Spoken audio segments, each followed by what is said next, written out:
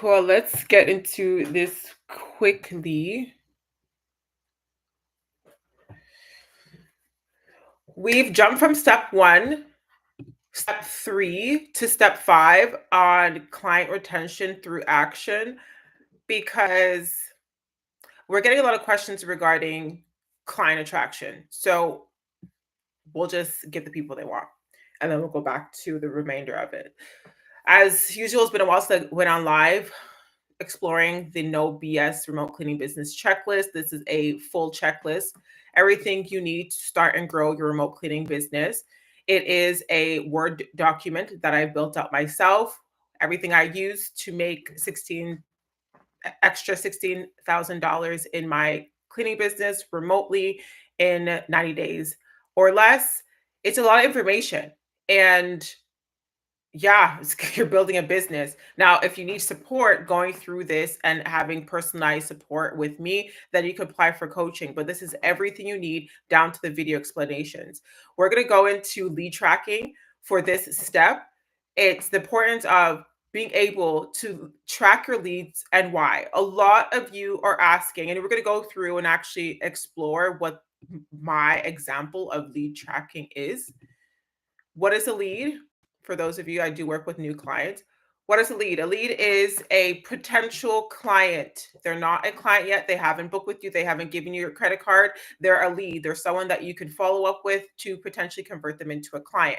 Now, why are you tracking them? Because not every lead becomes your client the first time, and you want to be able to re-engage with them later on. And when you know your environment, you know your market, you know where you got these leads, you can make better business decisions. The mistake when it comes to using cleaning business as a side hustle, a lot of people show the revenue and not understand what it means to build a sustainable business. You can get clients, but having clients doesn't mean you have an organized business that you can resell. So when you could track your data, track your leads, you are more sustainable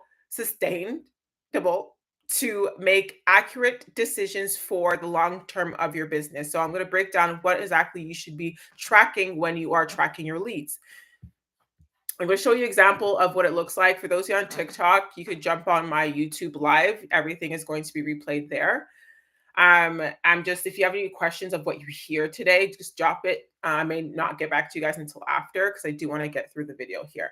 Now, this is an example of a lead tracking sheet that I have. Again, most of the resources are from what my coaches have given me. You could get this actual tracking sheet when you join the remote cleaner at home course or work with me one-on-one. It is not free, but it's giving you an example of how you can set up your own. Now, this is a lead tracker where I get my paid and organic leads. You can see here it's set up where I can put the client's name, how much I've quoted them, and whether or not they've closed, booked, follow-up, or should I lost it. They say, do not call me at all. I obviously divide where I get my leads versus paid and organic. Then I'm going to also break down if it was a TikTok, a Facebook group, a website, so that when you are making your marketing strategic planning, you have actual data of how much people came from Google LSA, how many people came from TikTok, how many people came from Facebook. This is going to then help you make the decision of where I will put more time or money. A lot of people ask me, where should I market? You can market any goddamn where you want to. Now, until I know your business, your budget, until I know what you've done before, I cannot give you the most profitable decision based on your actual business. Okay. So you do have to track your data for a month, for 3 months to then get a good look at your data to then make the most strategic and profitable business. But this is an example of how you can track your leads. This is another overview lead sheet that I would use. This is my actual one. So those are actual clients. Where I'm going to, every call, every email that I actually have a conversation with a lead, I'm going to write down what date I contacted them, what type of clean they were inquiring, or did I suggest them, their phone number, email, obviously. Was it a Was it a what did they book on the call essentially? Yes or no? Oh, no, I'm doing this in the backwards. Scrap what I said. This is your client.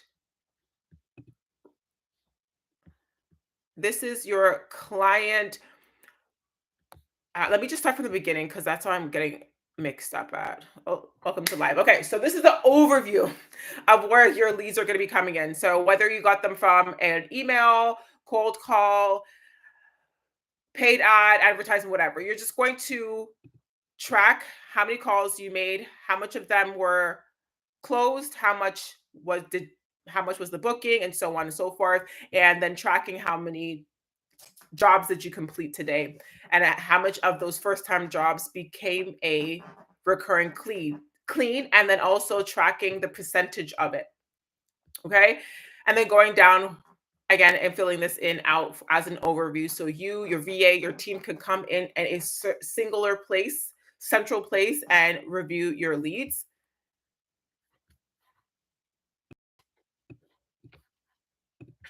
Then here's the lead log. I gotta hide. This is the lead log. You're now going to put the actual date where the lead came from.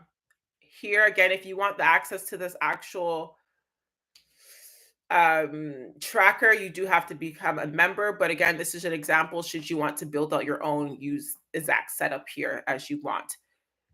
The type of lead, residential, commercial, if you want to put whatever information you want, the names, contact information, then the type of clean. Was it post-construction, commercial? What did you suggest to them? And then the status of the clean. Did you win it? Did you lose it? Was it a follow-up? Is it invalid? Did they never answer back?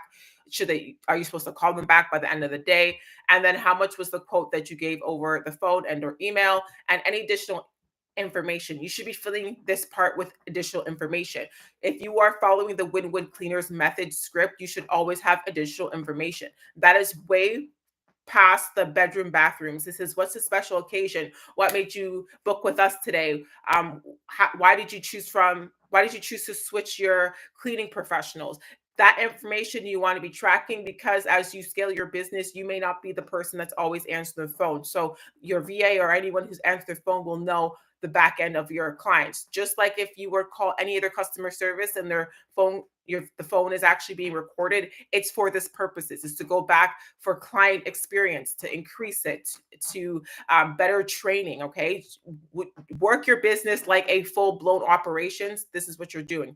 Okay, number of times of follow-ups at bare minimum. When I was doing in my cleaning business, my VA, I don't care if my VA had to call 5 times. I said, unless you spoke with the client or the lead 3 times on the phone, they are still our lead. And even then, I then do a retargeting campaign a few months after. So you should be following up with a lead. If you didn't close it on the first day, by the end of the day, next day, early morning, second day, third day. And unless that person says, I do not want to work with a professional cleaning company, I don't want to work with your company, then they're still open. There wasn't a definite no. It's even a not now. Okay. And then the last time you spoke with the client and which admin spoke with them.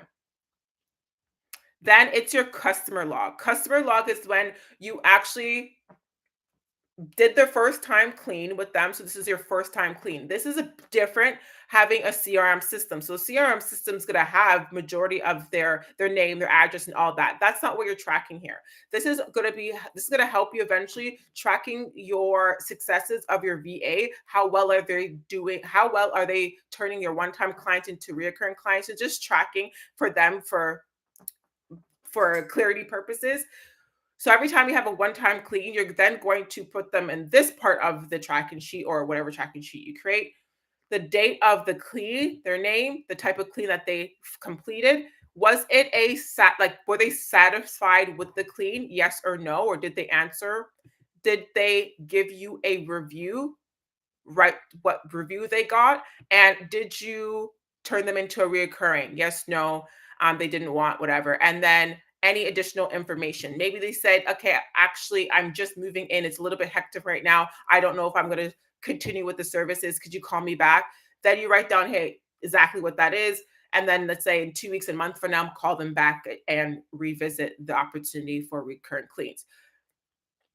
A lot of you are worried about other cleaning companies. If 30% of cleaning companies are doing this, that is your competitive advantage. Most people are just looking for a next clean, let's clean, are not warming up and nurturing and working with the people that have already put money in their pocket. It is easier to turn a client that's already paid you, even if it's one time, even if it was a year ago, it's easier to turn them into a reoccurring client than a cold client coming in straight into your business. That's why tracking your leads is really important. You're scared of rejection the one time. Well, majority of the multi-million dollar businesses have been rejected multiple times by the same client, and if not their most high paying clients right now. If you do not have numbers, their phone numbers, their contact, you will not even be able to revisit them later on. Okay, so that's how that looks like. Here on the No BS cleaning checklist, it is on Key Step Lead Tracker. That is why it is the first step in the section. You need to have a place already prepared for you to track your leads. You're rushing into getting clients. You don't even know how to manage them. But again, I get it. You want your income, whatnot. I had to work backwards too. So just gonna click here and we're gonna open up to the actual. I'm not going to dive into it. I'm going to just quickly explain what each part is. So, why are you implementing lead tracking? I believe we just went over that, right? What's the difference between a lead and an actual client? One hasn't paid you yet. Now, setting up your lead tracking, this is where you want to take notice of where you can potentially get your leads. I suggest that you work with two to three if you're brand spanking new. This is maybe your first second business, but if you're really good with your marketing, then you could go to 2 to 4. But 2 to 3 meaning you are running, you have your organic, you have your website SEO, and then you have a paid. That's what I mean. 3 sources of marketing channels and no more, because there's so much to dive into each of these marketing channels and building a strategy and analyzing and tweaking things that you need to get so good at. Adding on another form of marketing is not going to magically bring more leads into your business. And even if it does, you're not going to be able to sustain it because you have no idea how to maximize and optimize that platform. Okay. And that's what I teach my one-on-one clients. So that's just for you to have common places where you can find leads, how to track them. As we said, you could definitely have your Excel sheets, but your CRM system does like light tracking, revenue tracking for you to know like an overview of your income and stuff like that. This is for your awareness. I think that it may be, I think everyone should know a client customer journey. The more you understand the customer journey, the more you have patience on yourself, because just because you put a post on your TikTok, it doesn't mean it flopped, right? Because you got no clients. It just means that you need to assess where your audience is in the journey.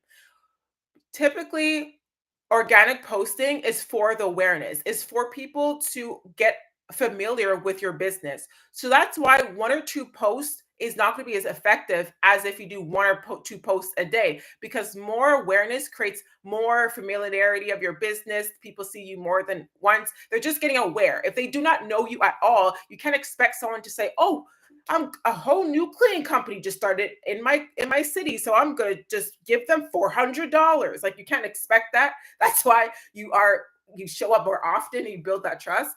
So that's the number one of a customer step journey. They're getting aware. Then they're getting interested.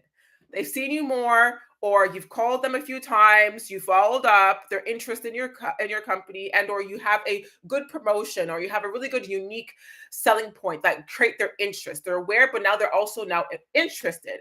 They haven't considered buying, or maybe they're not in a position to buy, and that's okay. That's why you put more content out there, because you are hoping to get people in the state of number 3, which is considering. They're considering of hiring, right? Not everyone is in that place of wanting to get a cleaner, and that's fine. So if they're thinking about it, then that's when that's why my TikTok was very effective, because I was really marketing to the people that were considering me. I was in the business for 6 years. I want to talk to the people that are looking for cleaners, and I'm going to really speak to the pain points and the urgency of those people, right? If you wait another week, that's another week of dust buildup. You might as well hire us now, right? And that's making the decision. This is typically when someone calls you for inquiry of the quote. They're shopping around, which is okay. Guys, it's okay. Let people shop around. It doesn't mean that you're less than. It doesn't mean that they're cheap. It means that they have free will and they can go to any other company that they want to. You understanding the customer journey will allow you to approach yourself and set yourself up with authority. If I'm confident in my cleaning company, I'm confident I'm going to give you satisfaction. I could care less if you're going to shop around, but I'm going to really urge you. Hey, my team here is one of the top teams in this city. You can shop around, or you can have confidence that my team is going to do it right for this price. So I know that they're considering, but I'm also confident in my company that I can say these things. A lot of you are so scared that, oh my gosh, that's why they just don't want me because of my prices. It's not the price; they just have free will, and it's fine. You have to be that authority to be able to stand on your business and what you can present. Then you provide them with the quote. You give them the quote. Do you see how there's like 4 other steps before you just get clients and just give them a number? You even need to know if they're even a right fit for you, if they're even looking, especially when you know your niche. You're not going to entertain someone who's looking for a house cleaning and you're at commercial. You're not going to entertain the conversation if you don't even serve them, right? Then you're going to the booking, the service, the follow up, and all that. Now, side hustle business, small minded business, if you're not CEO business, you are just focused on the first 5 steps, right? Or the first 6 steps. You just want to book them and service out them. A company that is building longevity and wants to build a self managing company without you, you are going to you're going to do a lot to get your first time clients, but you're going to do 10 times as much to make sure that first time client becomes recurring, and you set a reputation that brings more people, repeat and referral. So not only are you looking to build awareness and get your one-time client, but you're doing everything to make sure that the customer experience and your follow-up and your ability to sustain your business on recurring clients is a huge thing. Okay, we're going to set that in. So then we just basically went through the tools and how to manage. Just give you an idea of where you will track your leads. In addition to CRM system, it's the lead tracking template that I just showed you. This is an idea of what you can add to yours if you do not want to get access to the CEO Cleaner Academy at a home course, which you get the actual templates, you get a breakdown, and obviously you get access to me. Now, this is just best practicing. Managing your leads, you should be checking and managing and updating your lead sheets every day by the end of the day at the bare minimum weekly, making sure you're following up with each of the clients. If you said you would call them back tomorrow, you should be calling back tomorrow. If they said I have to talk to my spouse, and my question usually when they say that is, okay, is it because they're coming in from work? Yeah, they come in at 6 o'clock. Cool. We actually close at 9. We'll give you a call at 8 p.m. Does that sound good? If you said you're going to call at 8 p.m., you call at 8 p.m. Okay. We already talked about the tracking there. Now, quote intake process. I'm not going to go into that. You can read that on yourself, because most CRM systems have quotes set up. Make sure your quote can be sent via website, email. Now, I could get rid over that. But yeah, so that's that portion. That's key step, lead tracking. And for the next 5 days, I'll be accountable, getting my DMs.